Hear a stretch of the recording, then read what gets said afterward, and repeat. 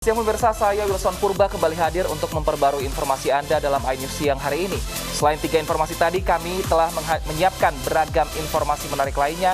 Dan informasi pertama akan disampaikan oleh rekan saya, Loviana Dian. Ya Lovi, ada informasi apa saja dalam iNews siang hari ini? Ya, terima kasih Wilson dan juga pemirsa. Ini selamat berlibur bagi Anda yang libur hari ini. Nah, hari ini kami memiliki update informasi terkait berbagai syarat berwisata di beberapa titik, salah satunya di kawasan Puncak. Dan juga pengamanan jelang Natal besok. Semuanya kami akan rangkum dalam iNews Siang selengkapnya.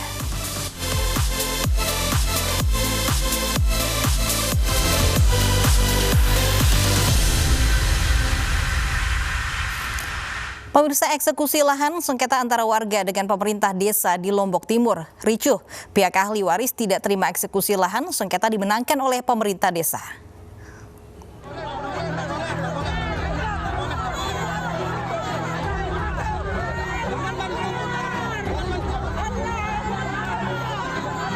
Warga yang mengaku ahli waris berteriak mengadang mobil tim yang akan mengeksekusi lahan seluas 4,5 hektar di Desa Lenek, Lombok Timur. Pihak yang mengklaim ahli waris tidak terima lahan sengketa yang dimenangkan pemerintah desa dieksekusi. Sejumlah warga juga menunjukkan bukti surat jual beli dari pemilik lahan yang mereka klaim menang di pengadilan. Meski mendapat perlawanan, eksekusi lahan tetap dilakukan dengan pengawalan ketat dari aparat kepolisian Polres Lombok Timur. Eksekusi ini merupakan yang kedua kali setelah gagal dilaksanakan pada 21 Oktober lalu karena mendapat perlawanan dari warga. Saya dengan ini menyerahkan tanah objek sengketa sebagaimana saya sebutkan tadi kepada pihak permohonan siri pembelian sebagai pemilik yang sah pada hari ini juga. Sebelumnya, lahan persawahan ini diperkarakan oleh Gunawan yang melawan pemerintah desa sejak tahun 2014. Namun di tingkat pertama dimenangkan pemerintah desa, sedangkan di tingkat banding dan kasasi Gunawan menang hingga lahan sengketa sempat dieksekusi. Pemerintah desa kemudian meninjau kembali dan menang hingga putusan eksekusi keluar 2019 lalu. Dari Lombok Timur, Ramli Nurawang, iNews melaporkan.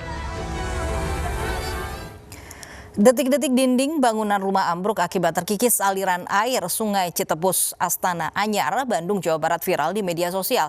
Tidak ada korban dalam peristiwa ini.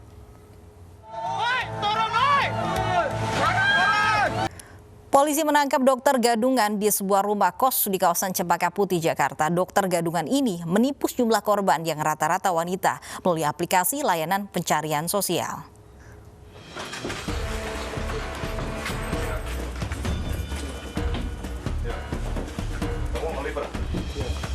Polisi menangkap seorang dokter gadungan di sebuah kamar kos di kawasan Cempaka Putih, Jakarta Pusat.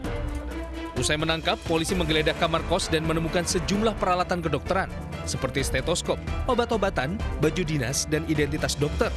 Pria 23 tahun asal Batam ini ditangkap karena menjadi dokter gadungan dan menipu wanita dengan kerugian mencapai 200 juta rupiah. Ia diduga melakukan praktik kedokteran ilegal secara virtual. Bahwasanya dia memakai aplikasi media sosial berupa Tinder maupun Tantan, dan dia mengaku sebagai dokter dan mengelabui perempuan-perempuan yang dia kenal di media sosial tersebut. Dokter gadungan berarti? Dokter gadungan. Jadi tadi juga kita sudah temukan ijazah yang kita temukan itu cuma SD, tapi menurut pengakuannya SMP, tapi kita belum temukan. Pelaku kemudian dibawa petugas ke Polres Metro Jakarta Pusat untuk pemeriksaan lebih lanjut. Dari Jakarta, Rani Sanjaya, iNews melaporkan.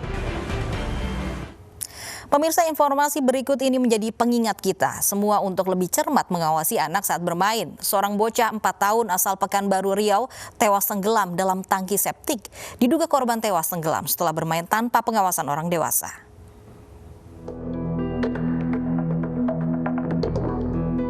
Di dalam tangki septic inilah Arsyad, bocah 4 tahun asal Kecamatan Tenayan Raya, Kota Pekanbaru Riau, tenggelam saat bermain bersama sejumlah teman sebayanya. Diduga mereka bermain di dekat septic tank perumahan yang cukup dalam tanpa pengawasan orang dewasa. Apa dia mau nengok, sekarang kan musim ikan cupang, entah nengok apa ikan, anak-anak ikan orang itu main sini, entah terpeleset lah abangnya ini, entah cemana kan. Itulah tenggelam situ, mungkin tak tolong sama adiknya, mungkin ditolong adiknya, ya ikut juga adiknya tuh kecebur. Itu kejadiannya semalam tuh. Sempat dilarikan ke rumah sakit namun nyawa korban tak tertolong. Sementara adik korban yang berusia 2 tahun masih menjalani perawatan intensif. Kasus ini kini ditangani jajaran Polsek Tenayan Raya. Polisi akan memanggil pihak pengembang perumahan terkait lokasi septic yang tidak ditutup dengan semestinya. Dari Pekanbaru Riau, Yusuf Marpaung, iNews melaporkan. Seorang pria asal Kabupaten Goa, Sulawesi Selatan harus berurusan dengan polisi setelah dilaporkan istrinya sendiri. Pasalnya ia membawa kabur perhiasan milik sang istri senilai ratusan juta rupiah.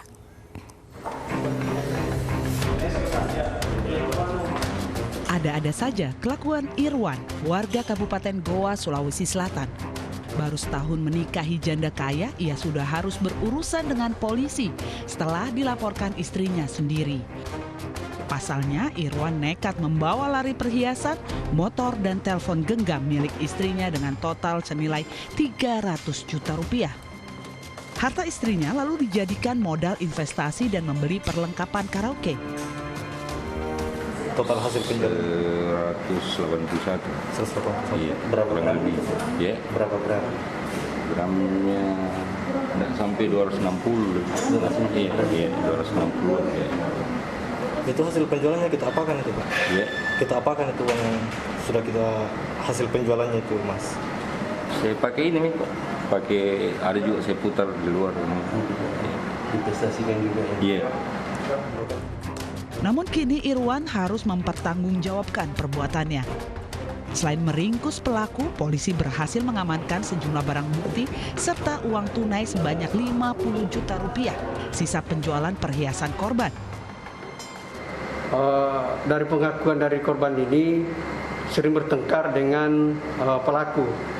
Karena istrinya sudah jengkel waktunya dia kembali, dia pergi ke rumah tetangga. Pada saat itulah tersangka ini leluasa mengambil barang korban, baru dibawa ke Goa. Akibat perbuatannya, Irwan dijerat dengan pasal 367 KUHP dengan ancaman hukuman maksimal 5 tahun penjara. Dari Pinrang, Sulawesi Selatan, Ihsan Ansari, iNews melaporkan. Nasib sial menimpa seorang pencuri yang babak belur dihajar massa setelah aksinya dipergoki pemilik motor di Sumedang, Jawa Barat. Si pencuri tak sadar pemilik motor berada di belakangnya saat ia beraksi.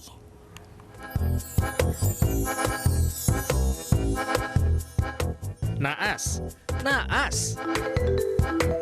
Mungkin itu jadi padanan yang pas buat Asep alias Penjol.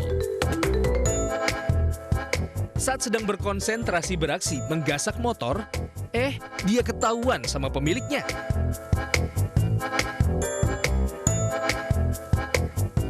Di depan pemilik motor, Penjol sempat berkelit dan ngotot bahwa motor itu miliknya. Tetapi setelah pemilik motor menunjukkan kunci kontak asli, Penjol tak bisa berkutik lagi.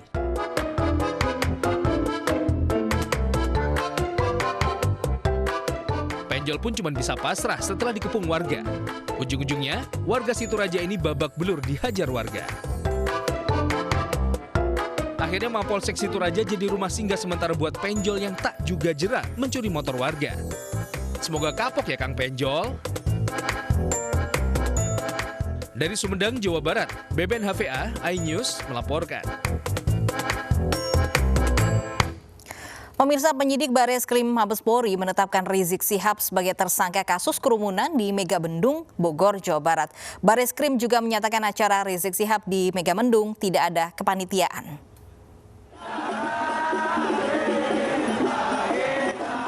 Setelah ditetapkan sebagai tersangka dan ditahan terkait kerumunan di kawasan Petamburan, Tanah Abang, Rizik Syihab juga ditetapkan sebagai tersangka kerumunan di Megamendung, Bogor 13 November lalu.